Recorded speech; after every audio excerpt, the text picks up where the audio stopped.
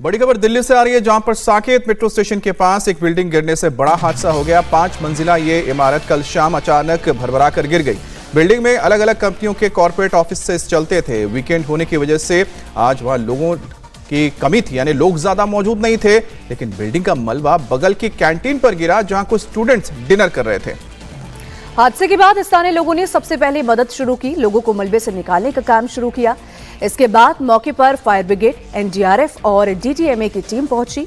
पूरी रात rescue operation चला और अब तक 10 लोगों को मलबे से निकाला गया। घायलों को ग्रीन कॉरिडोर बनाकर सफदरजंग और एम्स में भर्ती कराया गया है। मलबे में अब भी कई लोगों के दबे होने की आशंका है। मौके पर एनडीआरएफ और प्रशासन की टीम मौजूद है और रेस्क्यू ऑपरेशन चलाया जा रहा है। लेकिन जैसे जैसे वक्त बीत रहा है, वैसे वैसे उन लोगों का गुस्सा भी बढ़ता जा रहा है जिनके परिवार वाले इस मलबे में फंसे हुए हैं। ये तस्वीर देख रहे हैं, ये दिल्ली के साकेत का वो इलाका है जहां पर कल एक 5 मंजिला इमारत भर भरा कर गिर गई।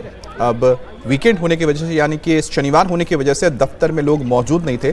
लेकिन इस इमारत का जो मलबा है वो पास में मौजूद एक कैंटीन में गिरा। अब उस कैंटीन में कई स्टूडेंट्स जो इस इलाके में रहते हैं वो खाना खा रहे थे, वो इसकी चपेट में आ गए। अब तक मलबे से 10 से ज़्यादा लोगों को निकाला गया है, लेकिन बताया जा रहा है कि कुछ और लोग फंसे हो सकते हैं, जिसके बाद लगातार रेस्क्यू ऑपरेशन किया जा रहा है। मौके पर इस वक्त एनडीआरएफ की टीम ने मोर्चा संभाल रखा है।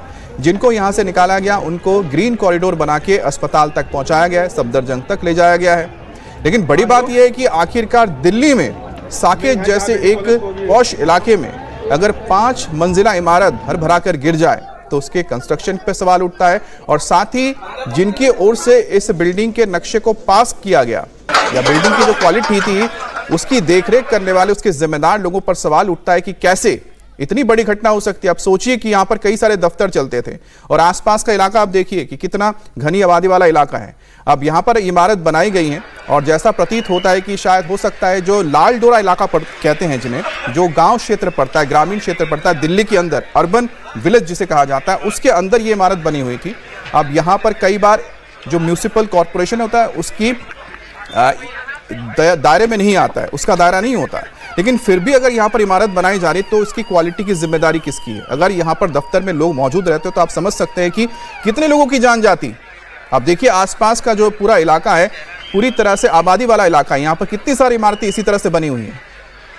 अब सवाल ये उठता है कि जो बाकी इमारतें यहाँ पर मौजूद है, क्या उन पर भी कोई कार्रवाई होगी? क्या उनकी सेफ्टी को जांचा जाएगा? लेकिन इस वक्त आप देखिए कि सुबह सुबह रेस्क्यू ऑपरेशन अभी चल रहा है।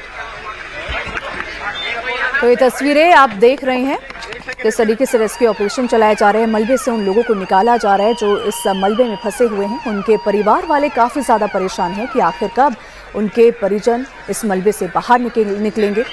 हालांकि 10 लोगों का अभी तक रेस्क्यू कर लिया गया है और कई लोगों के दबे होने की भी आशंका यहाँ पर लगाई जा रही है। और इस वक्त की बड़ी खबर आपको बता दें,